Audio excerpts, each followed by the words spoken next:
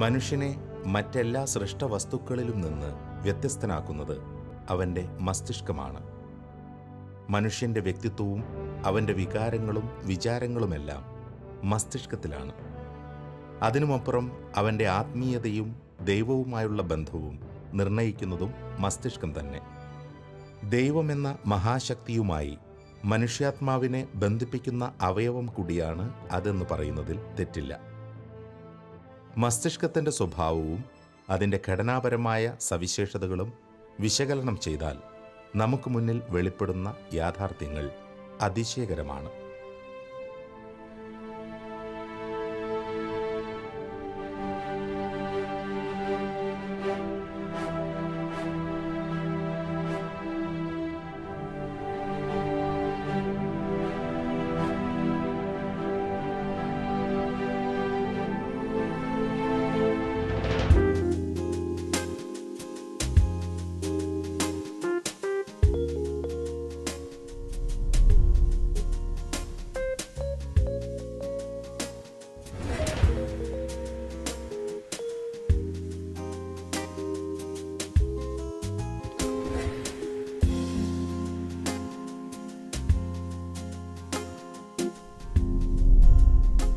ആത്മീയമായ അനുഭവങ്ങളെല്ലാം തന്നെ മസ്തിഷ്കശാസ്ത്രം വഴി വിശദീകരിക്കുവാൻ സാധിക്കുമെന്ന് നാം കണ്ടു.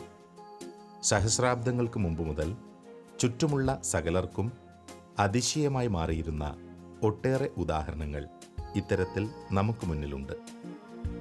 ആത്മീയതയും അതുമായി ബന്ധപ്പെട്ട പ്രതിഭാസങ്ങളും എന്നും അനേകർക്ക് വിസ്മയ കാരണങ്ങളായിട്ടുണ്ട്. അമാനുഷികമായ സിദ്ധികളും പ്രത്യേകതകളുമുള്ള ചിലർ ഇന്നും നമുക്കിടയിലുണ്ട്. അത്തരത്തിൽ ക്രൈസ്തവരായ ചിലരിൽ മാത്രം കണ്ടിട്ടുള്ള ചില സവിശേഷ അടയാളങ്ങളുണ്ട്. ക്രിസ്തുവിൻ്റെ പീഡാസഹനവേളയിലെ മുറിവുകളെ സ്വന്തം ശരീരത്തിൽ പേറുവാൻ ഭാഗ്യം ലഭിക്കുകയും സഭയും ലോകവും അത് അംഗീകരിക്കുകയും ചെയ്തിട്ടുള്ള ചിലർ. ക്രിസ്തുവിൻ്റെ മുറിവുകൾ ഞാൻ എൻ്റെ ശരീരത്തിൽ പേറുന്നു, അവൻ്റെ സഹനത്തിൽ കുറവുള്ളത് ഞാൻ എൻ്റെ സഹനങ്ങൾ കൊണ്ട് പൂർത്തിയാക്കുന്നു. ഇത് പൗലോസ്ലേഹയുടെ വാക്കുകളാണ്. പൗലോസ്ലേഹയുടെ ഈ വചനങ്ങളുടെ വെളിച്ചത്തിൽ അദ്ദേഹം പഞ്ചക്ഷതധാരിയായിരുന്നുവെന്ന് ചില വ്യാഖ്യാനങ്ങളുണ്ട്. ചിലർ പൗലോസ്ലേഹയെ അപ്രകാരം കണക്കാക്കുന്നുണ്ട്. പൗലോസ്ലേഹ പഞ്ചക്ഷതധാരിയായിരുന്നു എന്നുള്ളതിൽ നമുക്ക് നിശ്ചയമായ നിഗമനങ്ങളിൽ എത്തിച്ചേരുവാനായിട്ട് സാധിക്കുകയില്ല. പക്ഷേ പഞ്ചക്ഷതം അഥവാ സ്റ്റിഗ്മാറ്റ എന്ന് പറയുന്നത് ഇന്ന് വിശ്വാസ മേഖലയിൽ, പ്രത്യേകിച്ച് ക്രിസ്തീയ വിശ്വാസത്തിൻ്റെ പാരമ്പര്യത്തിൽ വളരെ പ്രാധാന്യം അർഹിക്കുന്ന ഒരു വിഷയം തന്നെയാണ്. സാധാരണക്കാരായ വിശ്വാസികളെ സംബന്ധിച്ചിടത്തോളം പഞ്ചക്ഷതം എന്ന് പറയുന്നത് ഉത്കൃഷ്ടമായ ആത്മീയതയുടെയും ക്രൂശിതനായ ക്രിസ്തുവിനോടുള്ള താതാത്മീകരണത്തിൻ്റെയും ഒക്കെ വലിയ നിദർശനങ്ങളാണ്. അത്തരം വ്യക്തികളെ വലിയ വിശുദ്ധരായിട്ടാണ് ക്രിസ്തീയ പാരമ്പര്യം കണക്കിലാക്കുന്നതെന്ന്. ഇത് ഇപ്രകാരം ഒരു അതിസ്വാഭാവിക പ്രതിഭാസമായതുകൊണ്ട് തന്നെ ശാസ്ത്രജ്ഞരും ഈ പഞ്ചക്ഷതങ്ങളെ പഠിക്കുവാനായിട്ട് വലിയ താല്പര്യം കാണിച്ചിട്ടുണ്ട്. എന്താണ് ശാസ്ത്രത്തിനും ദർശനത്തിനുമൊക്കെ ഈ വിശ്വാസ വിഷയത്തെപ്പറ്റി പറയുവാനുള്ളത്? ന്യൂറോ സയൻസിൻ്റെ കാഴ്ചപ്പാടിൽ സ്റ്റിഗ്മാറ്റയെപ്പറ്റി എന്താണ് നമുക്ക് ചില നിഗമനങ്ങളിൽ എത്തിച്ചേരുവാൻ സാധിക്കുക എന്നുള്ളതാണ് ഇന്നത്തെ നമ്മുടെ ചർച്ചാ വിഷയം.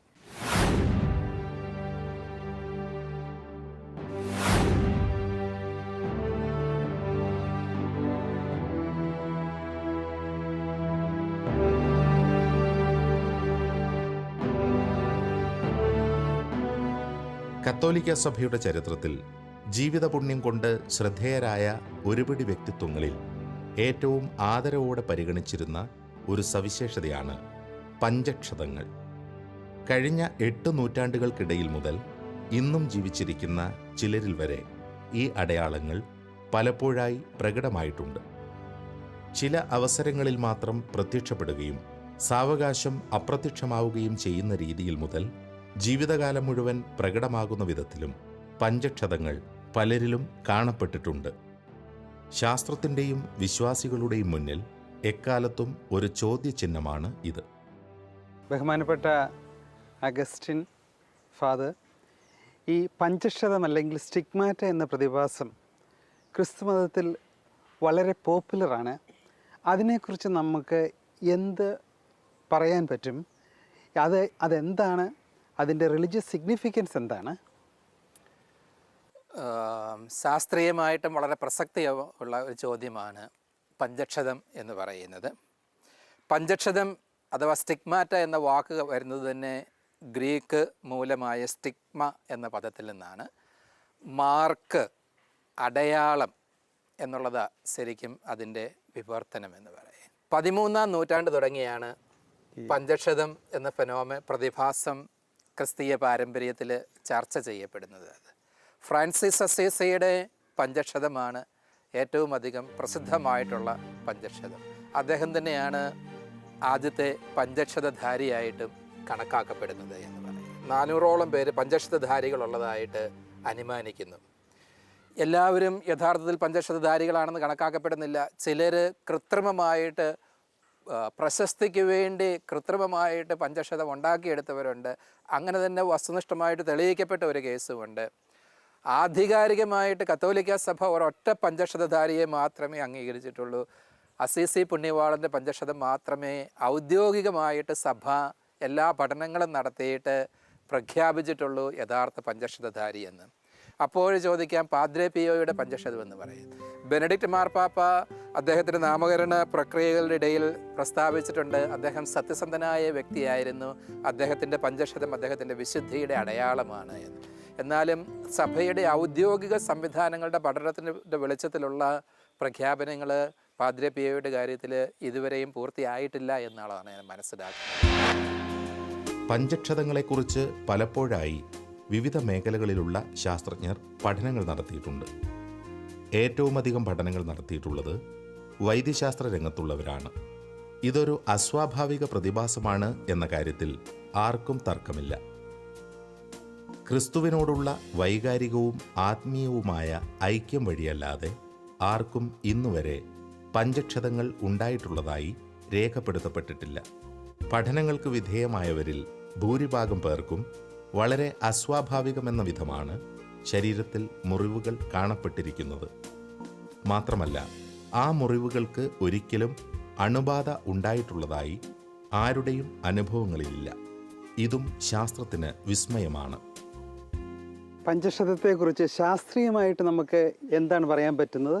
ശാസ്ത്രീയമായിട്ട് ന്യൂറോ ശാസ്ത്രത്തെക്കാൾ ഉപരിയായിട്ട് വൈദ്യശാസ്ത്രവും മനഃശാസ്ത്രവുമാണ് പഞ്ചക്ഷതത്തെ കൂടുതൽ ആഴത്തിൽ പഠിക്കുവാനായിട്ട് ശ്രമിച്ചിട്ടുള്ളത്. ഇത്തരം ശാസ്ത്രീയ പഠനങ്ങൾ എത്തിയിരിക്കുന്ന ചില നിഗമനങ്ങളുണ്ട്. ഒന്നാമതായിട്ട് ഇത്തരം പഞ്ചക്ഷതങ്ങളെ പറ്റിയുള്ള അവകാശവാദങ്ങൾ സൂപ്പർ നാച്ചുറൽ ആണ് എന്നുള്ളത് തെളിയിക്കുവാനുള്ളത് ശാസ്ത്രത്തിൽ നിന്ന് ഒന്നും പറയുവാനായിട്ടില്ല. അത് ശാസ്ത്രത്തിൻ്റെ മേഖലയല്ല എന്ന് നമുക്കറിയാം. മതവിശ്വാസിയെ സംബന്ധിച്ചിടത്തോളം ഒരു വ്യക്തിക്ക് ലഭിക്കുന്ന പഞ്ചക്ഷതങ്ങൾ അയാളുടെ തീവ്രമായ ആത്മീയതയുടെയും വിശ്വാസത്തിൻ്റെയും അടയാളമാണ്. അതുകൊണ്ട് തന്നെ അവ ദൈവിക ദാനമാണ്, ദൈവദത്തമാണ്. അതുകൊണ്ട് തന്നെ അതിന് അതിസ്വാഭാവികമായ ഉത്ഭവമാണ് ഉള്ളത്. അതുകൊണ്ടാണ് അസീസി പുണ്യവാളനെ പോലെയുള്ള വ്യക്തികൾ, മിക്ക പഞ്ചക്ഷതധാരികളും അവകാശപ്പെടുന്നത് അവർക്കൊരു ദർശനത്തിലൂടെ പഞ്ചക്ഷതങ്ങൾ ലഭിച്ചിരിക്കുന്നു എന്നുള്ളതാണ്.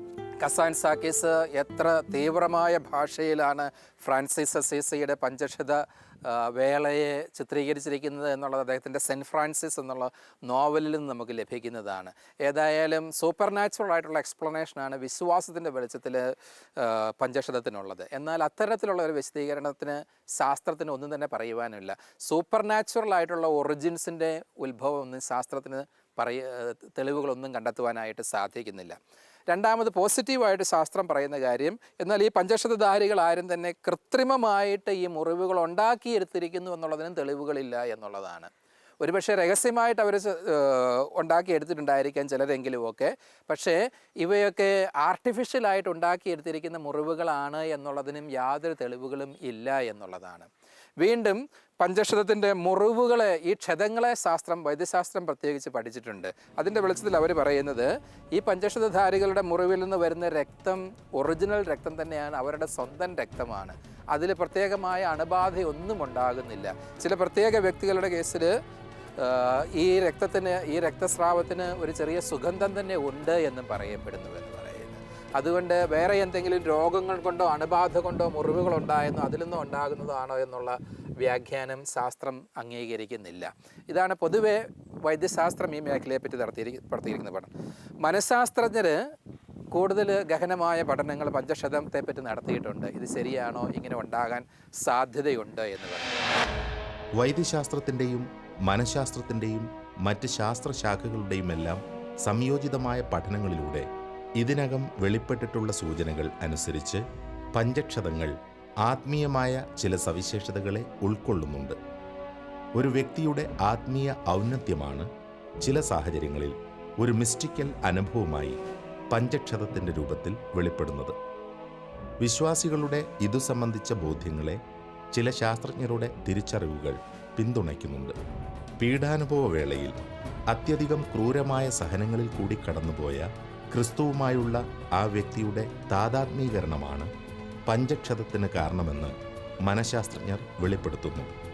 മൊത്തത്തിൽ ശാസ്ത്രീയമായ നിഗമനങ്ങളുടെ സംഗ്രഹം എന്താണ് എന്ന് പറഞ്ഞു കഴിഞ്ഞാൽ, ശാസ്ത്രത്തിന് പഞ്ചക്ഷതത്തെ പൂർണ്ണമായിട്ടും സ്ഥിരീകരിക്കുവാനോ വിശദീകരിക്കുവാനോ സാധിച്ചിട്ടില്ല. എന്നാൽ ശാസ്ത്രത്തിന് ഇത് മുഴുവനും അസംബന്ധമാണ് എന്ന് പറഞ്ഞ് എഴുതി തള്ളുവാനായിട്ടും സാധിച്ചിട്ടില്ല എന്നുള്ളതാണ്. അതിലുപരി വിശ്വാസിയെ സംബന്ധിച്ചിടത്തോളം അവൻ്റെ പഞ്ചക്ഷതത്തിലുള്ള വിശ്വാസങ്ങൾക്ക് കൂടുതൽ സ്വീകാര്യത ലഭിക്കുന്നു, കൂടുതൽ യുക്തിഭദ്രത ലഭിക്കുന്നുവെന്ന് ശാസ്ത്രീയ നിഗമനങ്ങളുടെ വെളിച്ചത്തിൽ നമുക്ക് പറയുവാനായിട്ട് സാധിക്കും. എന്തുകൊണ്ടാണ് നമ്മൾ ഇത്തരമൊരു അവകാശവാദം ഉന്നയിക്കുന്നത്? ഒന്നാമതായിട്ട് സൈക്കോളജിസ്റ്റ് നടത്തിയിരിക്കുന്ന ചില പരീക്ഷണങ്ങളുടെ വെളിച്ചത്തിൽ മർദ്ദകർ ഒരു വ്യക്തിയെ ഒരുപാട് പീഡിപ്പിച്ചു. അദ്ദേഹത്തിൻ്റെ അരയ്ക്ക് ചുറ്റും കയറ് കെട്ടി അദ്ദേഹത്തെ മർദ്ദിക്കുകയായിരുന്നു. അരയ്ക്ക് ചുറ്റും കയറ് കെട്ടിയ ഭാഗത്ത് അദ്ദേഹത്തിന് ദീർഘകാലം വ്രണങ്ങളുണ്ടായിരുന്നു. പിന്നീട് ആ വ്രണങ്ങൾ സുഖമാക്കപ്പെട്ടു. ഈ വ്യക്തിയെ മനഃശാസ്ത്രത്തിൻ്റെ ഹിപ്നോസിസിന് വിധേയമാക്കി. വർഷങ്ങൾക്ക് ശേഷം അപ്പോഴുണ്ട് ആ ഉണങ്ങിയ മുറിവുകളിൽ നിന്ന് വീണ്ടും വെള്ളവും രക്തവും പുറത്തു വരികയാണ് എന്നുള്ളതാണ്. അതായത് ആ വ്യക്തിയുടെ മനസ്സിൽ ഈ ഉണങ്ങിയ മുറിവുകളിനെ സജീവമാക്കുവാൻ വേണ്ട സവിശേഷതകൾ അല്ലെങ്കിൽ ശേഷി നിലനിൽക്കുന്നു എന്നുള്ളതാണ് ഈ പരീക്ഷണത്തിൽ നിന്ന് മനസ്സിലാക്കുന്നത്. വീണ്ടും വളരെ വിശുദ്ധയായ ഒരു വ്യക്തി ഉണ്ടായിരുന്നു ജർമ്മനിയിൽ 1921 നടത്തിയ പരീക്ഷണമാണ് എന്ന് തോന്നുന്നു. എലിസബത്ത് എന്നാണ് അവരുടെ പേര്. അവർക്ക് മറ്റുള്ളവരുടെ വേദനകളൊക്കെ ഏറ്റുവാങ്ങി അവർക്ക് സൗഖ്യം കൊടുക്കുക എന്നുള്ളത് അവരുടെ ഒരു ജീവിത ശൈലിയുടെ തന്നെ ഭാഗമായിരുന്നു.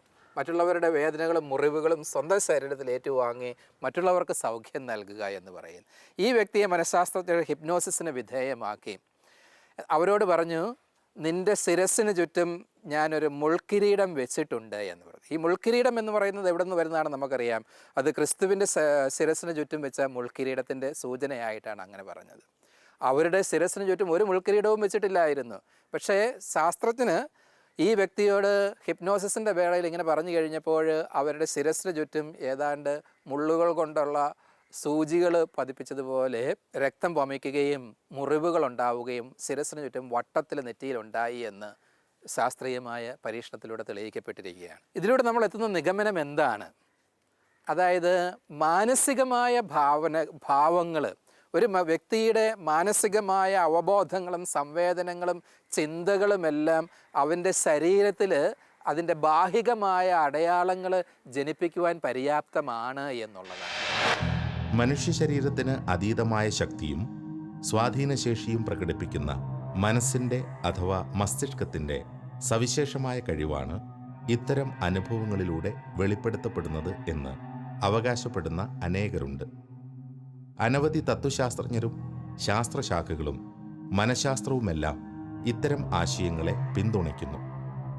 മനുഷ്യ മസ്തിഷ്കത്തിൻ്റെ അതിശയകരമായ സവിശേഷതകൾ ഇവിടെ പ്രകടമാവുകയാണ്. എന്നാൽ ഇത്തരം തീക്ഷ്ണമായ അനുഭവങ്ങൾക്ക് പിന്നിൽ മസ്തിഷ്കത്തിൻ്റെ കേവലം ഘടനാപരമായ സവിശേഷതകൾ മാത്രമാണുള്ളത് എന്ന് വിലയിരുത്താനാവില്ല. മനഃശാസ്ത്രപരമായിട്ട് ഇങ്ങനെയുള്ള ചില ലക്ഷണങ്ങൾ നമ്മൾ കാണുന്നുണ്ടെങ്കിലും അതിൻ്റെ വെളിച്ചത്തിൽ എങ്ങനെയാണ് സ്റ്റിഗ്മാറ്റ ഉണ്ടാകുന്നത് എന്ന് നമുക്ക് പറയുവാനായിട്ട് സാധിക്കുക? ഇതിനെ നമ്മൾ അല്പം ഇൻ്റർഡിസിപ്ലിനറി ആയിട്ട് കാണേണ്ട ഒരു വിഷയമാണ് എന്ന് തോന്നുകയാണ്. ശാസ്ത്രവും മനഃശാസ്ത്രവും ന്യൂറോ സയൻസും ദൈവശാസ്ത്രവും തത്വശാസ്ത്രവും എല്ലാം ഒരുപോലെ സമന്വയിപ്പിച്ച് കഴിഞ്ഞാൽ നമുക്ക് എന്തെങ്കിലും യുക്തിഭദ്രത വിശദീകരണം ഭൗതികമായിട്ട് ഇതിന് നൽകുവാനായിട്ട് സാധിക്കുകയുള്ളൂ എന്ന് പറയുന്നു. ഭാരതീയ പാരമ്പര്യങ്ങളിലെ വലിയൊരു ദാർശനിക ഉൾക്കാഴ്ചയാണ്, പ്രത്യേകിച്ച് ബുദ്ധിസത്തിലേത്, മനസ്സാണ് ശരീരത്തെ പോലും സൃഷ്ടിക്കുന്നത് എന്ന് പറയുന്നത്. അതിൻ്റെ മെറ്റഫിസിക്സ് മുഴുവൻ നമ്മൾ ഇവിടെ വിശദീകരിക്കുവാനായിട്ട് പോകുന്നില്ല. മൈൻഡ് ക്രിയേറ്റ്സ് ബോഡി എന്നുള്ള കാഴ്ചപ്പാട്. ജൈനിസം പറയും ദൃശ്യമായ ശരീരം എന്ന് പറയുന്നത് മനുഷ്യൻ്റെ 1% മാത്രമേ ഉള്ളൂ, ബാക്കി 99% എന്ന് പറയുന്നതും അദൃശ്യമായിട്ട് നിലകൊള്ളുന്ന മാനസിക അവസ്ഥകളാണ് എന്നുള്ളത് ജൈനിസത്തിൻ്റെ വലിയൊരു ഉൾക്കാഴ്ചയാണ്. അടുത്ത കാലത്ത് ബ്രെയിൻ മെഷീൻ ഇൻ്റർഫേസിൽ പാശ്ചാത്യ ലോകത്ത് നടന്ന സുപ്രധാനമായ ഒരു കണ്ടുപിടുത്തമാണ്. കുരങ്ങൻ്റെ കൈ കെട്ടിവെച്ചിട്ട് ആദ്യമേ അവനെ കമ്പ്യൂട്ടർ ഗെയിം കളിപ്പിക്കാനായിട്ട് പഠിപ്പിച്ചു. പിന്നീട് കൈ കെട്ടിവെച്ചിട്ട് ആർട്ടിഫിഷ്യൽ ലിംബ് അവന് ബ്രെയിനിനോട് അറ്റാച്ച് ചെയ്തിട്ട് ഗെയിം കളിക്കാൻ അവനെ പ്രേരിപ്പിച്ചു. വെറും ചിന്ത കൊണ്ട് മാത്രം കുരങ്ങൻ കമ്പ്യൂട്ടർ ഗെയിം കളിച്ചു എന്നുള്ളതാണ്. അതിൻ്റെ വെളിച്ചത്തിൽ ആ സയൻറ്റിസ്റ്റ് അവകാശപ്പെടുകയാണ്, brain is now freed from the body. Brain can exist or mind can exist even without a body.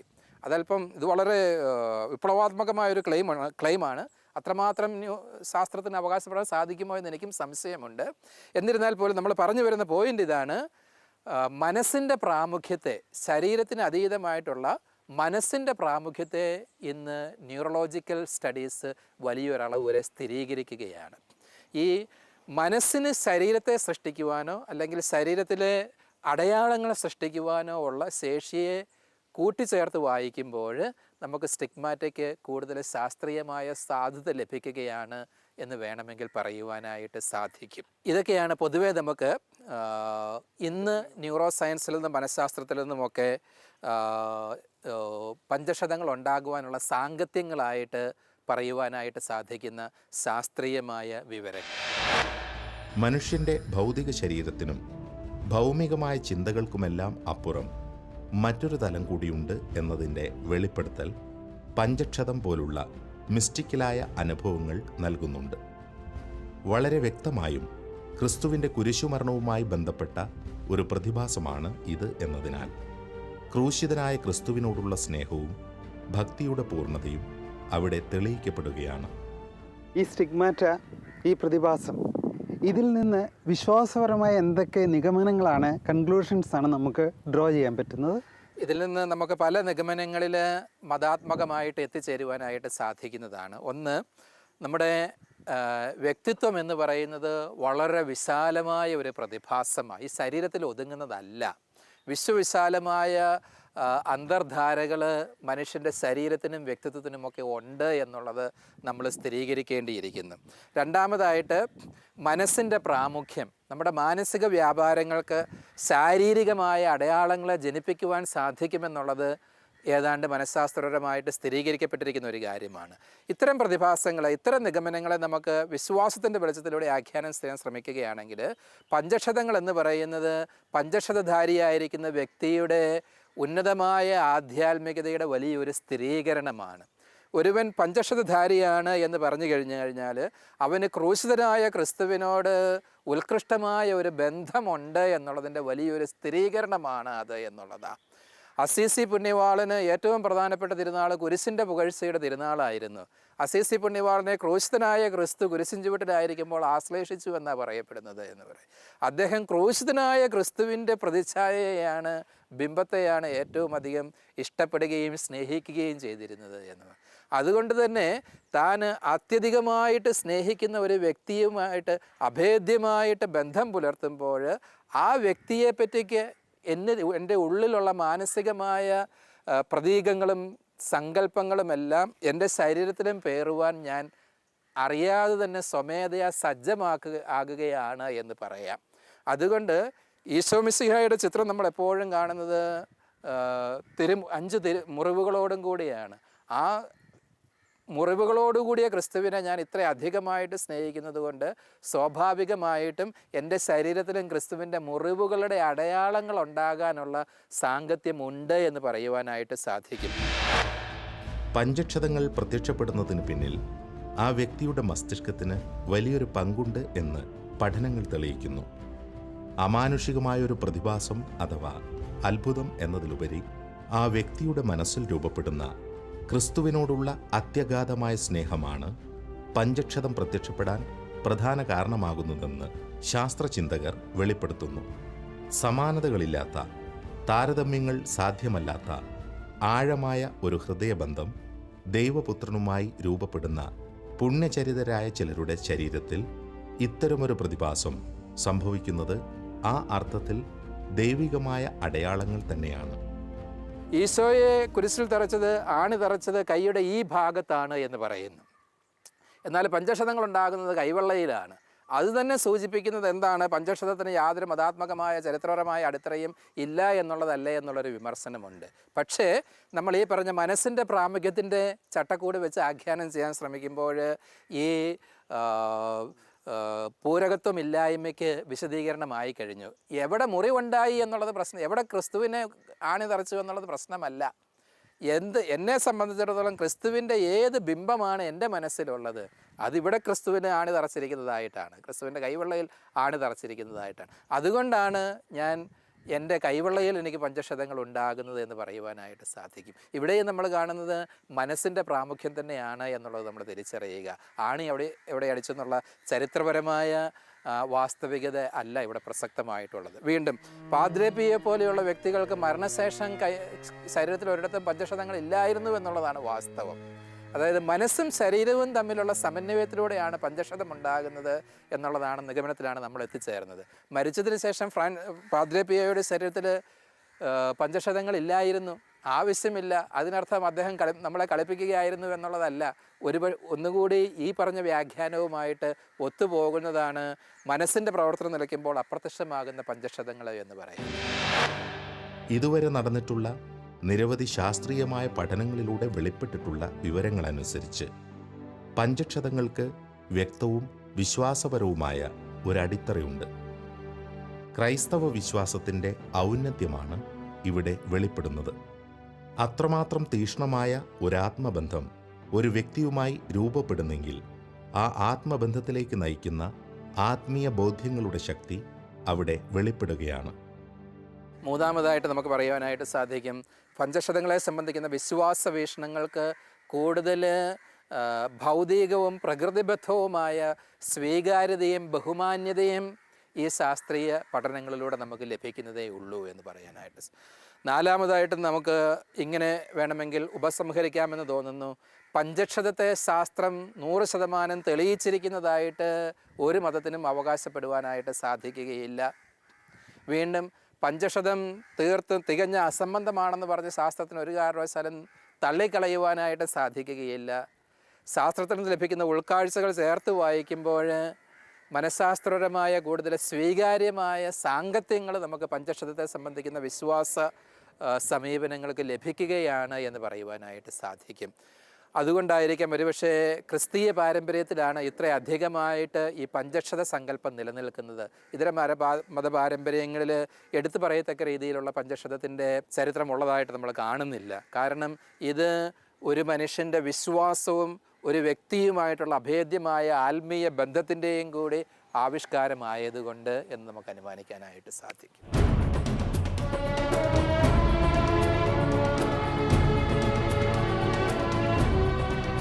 Thank you father Augustine. അപ്പോൾ ഒരു കാര്യം ശരിയാണ്, there are some genuine cases of stigmata. എല്ലാം അല്ലെങ്കിലും കുറച്ചെങ്കിലും. 2, ഈ സ്റ്റിഗ്മാറ്റ പഠിക്കുവാൻ കൂടുതൽ ഉപയോഗപ്രദമായിട്ടുള്ളത് മെഡിക്കൽ സയൻസും സൈക്കോളജി അല്ലെങ്കിൽ മെൻ്റൽ സയൻസുമാണ്, ഒരു പരിധിവരെ ന്യൂറോ സയൻസ്. മൂന്നാമത് അഗസ്റ്റിൻ പറഞ്ഞതുപോലെ it shows the superiority of the mind on the body. It may not mean that മനസ്സാണ് ശരീരത്തെ ഉണ്ടാക്കുന്നത്, പക്ഷേ മനസ്സിന് നമ്മുടെ ശരീരത്തെ ഇൻഫ്ലുവൻസ് ചെയ്യാൻ പറ്റും എന്നാണ്. അതിൻ്റെ സാങ്കേതികവും റിലീജിയസും ധാർമ്മികവുമായ പല പല കാര്യങ്ങളെക്കുറിച്ച് ഫാദർ അഗസ്റ്റിൻ ഇന്ന് പറയുകയുണ്ടായി.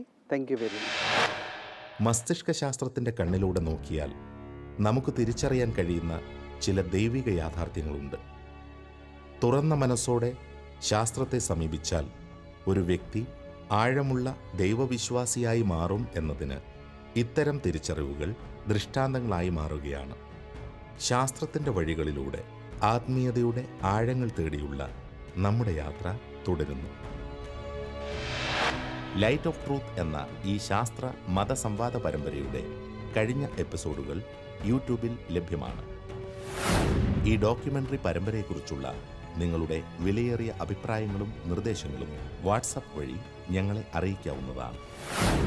WhatsApp number 9745901960.